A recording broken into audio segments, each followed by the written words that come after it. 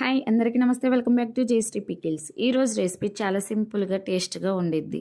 ముందుగా కడాయి పెట్టుకొని అందులో 2 స్పూన్స్ ఆయిల్ వేసుకోవాలి. కట్ చేసి పెట్టుకున్న ఆనియన్స్, పచ్చిమిర్చి వేసుకొని తాలింపు గింజలు వేసుకోవాలి. బాగా కలుపుకోవాలి, బాగా ఫ్రై చేసుకోవాలి.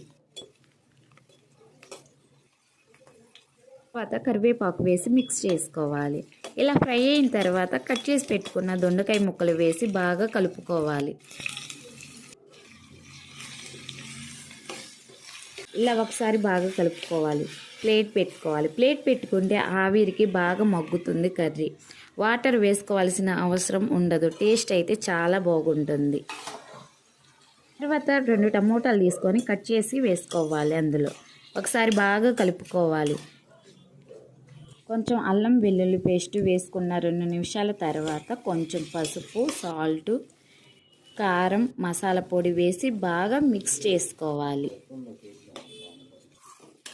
తర్వాత 10 నిమిషాల పాటు స్టవ్ మీద ఉంచాలి. తర్వాత కొంచెం కొత్తిమీర యాడ్ చేసుకుంటే సరిపోతుంది. చూడండి, చాలా బాగా ఉండిద్ది. వీడియో నచ్చినట్లయితే సబ్స్క్రైబ్ చేయటం మర్చిపోకండి. Thank you for watching. Please subscribe.